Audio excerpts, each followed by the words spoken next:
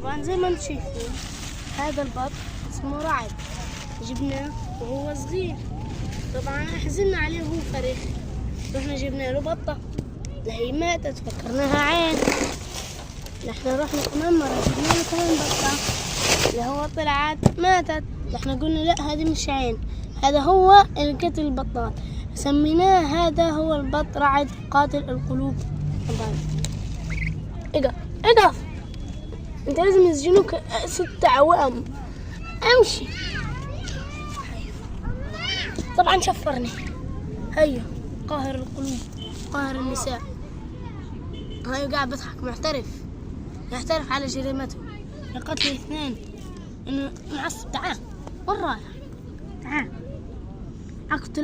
اقتلك اي بقولي لا خلاص قولهم اعملوا لايك واشتراك قولهم. لا تعال قولهم.